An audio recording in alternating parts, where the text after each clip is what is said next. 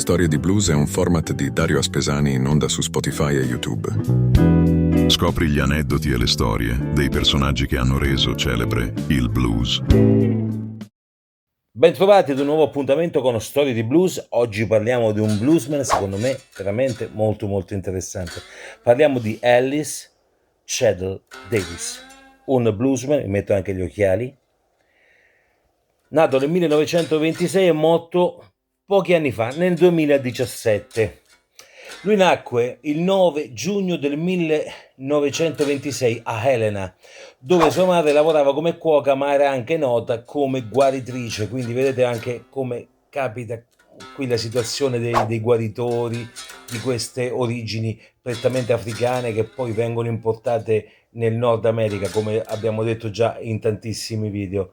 Quindi il discorso del guaritore, di tante aree tematiche che abbiamo visto anche nel voodoo, nella santeria, tornano fuori anche in questa figura, perché chiaramente è un classico ormai per questa tipologia di musicisti.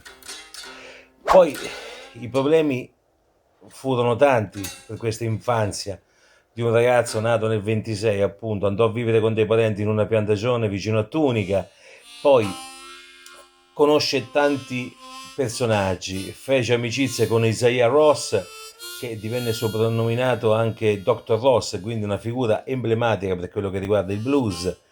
E i due ragazzi impararono a suonare insieme. Pensate che iniziarono a suonare a 7 anni e si perfezionarono chiaramente con le famosissime cigar box di cui abbiamo già parlato da tantissimo tempo e che continueremo comunque a parlare per tantissimi anni ancora. Il famoso modello Diddley Bow, che sarebbe quello ad una corda o a due corde, ok? Quindi la cigar box, quella più rudimentale, quella più semplice da costruire ma non da suonare. Noi parliamo di Ellis Chettle Davis per un discorso importante, che è quello legato alla sua tecnica musicale. Lui stette un lungo periodo in un ospedale a Little Rock, camminava con le stampelle, ha avuto diversi problemi.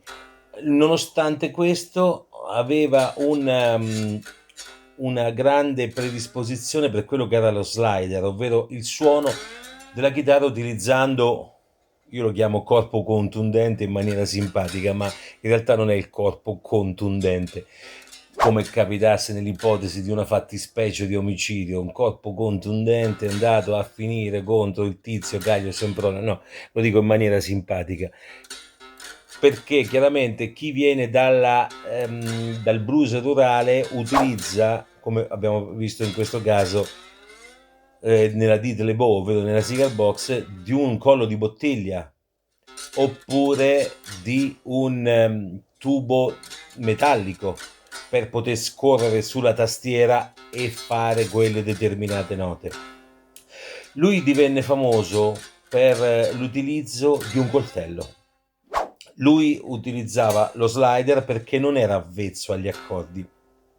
Nonostante gli studi che aveva fatto, ricordiamo che era anche poliomelitico e rimase parzialmente paralizzato già dall'età di 9 anni, lui andò comunque avanti, continuò a suonare non utilizzando gli accordi ma utilizzando le accordature aperte, di cui abbiamo già parlato tantissimo. L'accordatura aperta è un'accordatura dove noi abbiamo a pennata libera l'accordo preciso a disposizione in una tonalità in cui noi abbiamo accordato la chitarra. Quindi faccio un esempio pratico, semplice e veloce. Sol aperto, io accordo la chitarra suonando con una pennata libera in Sol, ho un'accordatura di Sol aperta, open G si chiama, ok? G, l'accordo Sol in anglosassone, G, open G, open Sol, accordatura aperta di Sol. Lui utilizzava questa tecnica e divenne famoso proprio per il discorso inerente al modo di suonare che lui aveva. Non utilizzava il collo di bottiglia, non utilizzava un anello di ferro, non utilizzava una fede nuziale come facevano anche tanti bluesman, tra l'altro. Mi ricordo adesso, mi viene in mente Connie Williams, che utilizzava il suo anello sul mignolo e faceva gli slider con le singole corde. lui utilizzava un coltello e questa era una peculiarità propria di questo artista, che lo rese poi famoso.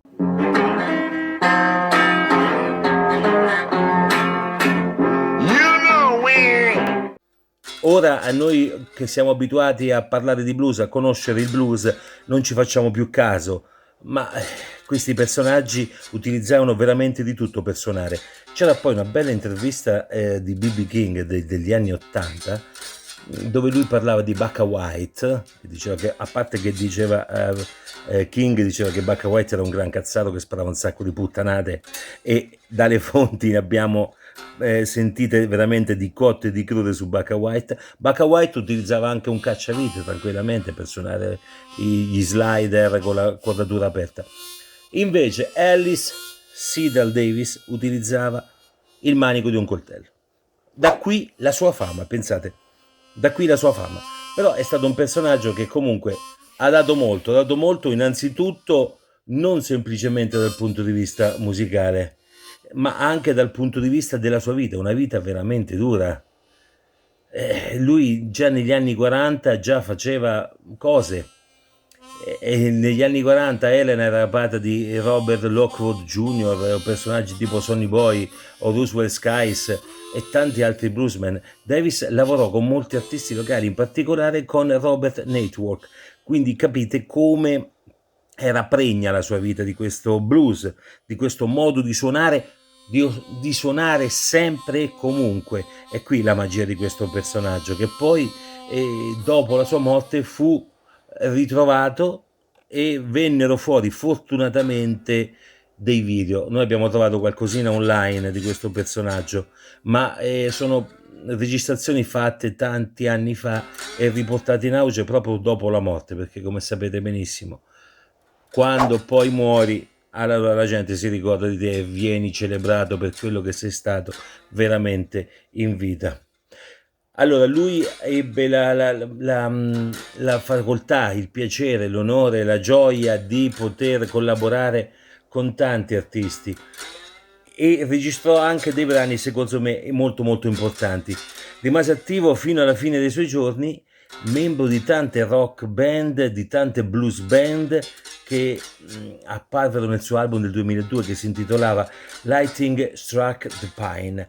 Quindi capite come poi tante persone lo andarono a cercare, ma soprattutto vedete la cosa strana che capita di questa insolita storia di blues di oggi, perché è veramente insolita. Lo andarono a cercare rock band, capite bene la situazione, le rock band lo andarono a cercare, non le blues band, capite bene, le rock band. Lo ripeto 3 volte perché è particolare, perché lui aveva superato quel confine. Quando feci l'intervista a Robert Reddington, che mi raccontò la storia della gente bianca in America che non conosceva nulla della musica nera, e questa cosa mi fece aprire gli occhi. E quando parli di rock band parli di bianchi che suonano e non di neri che suonano, perché i neri suonano il blues, suonano il jazz, raramente suonano la musica rock, ok? In questo caso invece le rock band lo cercarono, ok? Quindi capite come è particolare questa storia, questa vita dura, molto dura, perché il bluesman porta in sé anche la sfiga, diciamola com'è la situazione. Il bluesman porta con sé anche la sfiga perché viviamo in una società, e non solamente da oggi, da sempre, dove le minoranze, dove c'è ancora una differenziazione tra le razze e tutto il resto, viene portata anche nella cultura, anche nel mainstream e in tutto il resto. Però lui è riuscito ad andare fuori da questa situazione, andare fuori perché è arrivato dove tanti neri non sono mai arrivati.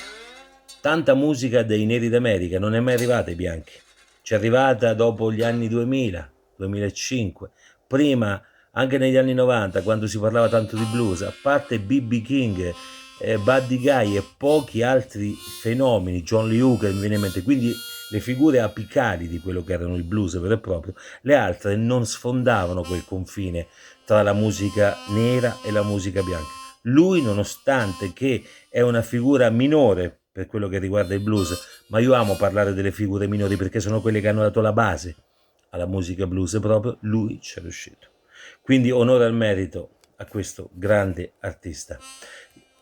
Io vi ricordo di iscrivervi al canale se potete, se volete, se avete voglia. È un canale di nicchia, gli argomenti sono di nicchia, non parliamo di mainstream, non parliamo di tante puttanate, anche se farebbero comodo per far crescere le views e il numero di iscritti al canale, ma andiamo avanti in direzione ostinata e contraria. Ricordatevi questo nome, Alice C. Dale Davis, 1926-2017. Mi trovi anche su Spotify. Ciao da Dario Spesani. Alla prossima, bye bye, have a nice night. Storie di Blues è un format di Dario Aspesani in onda su Spotify e YouTube. Scopri gli aneddoti e le storie dei personaggi che hanno reso celebre il blues.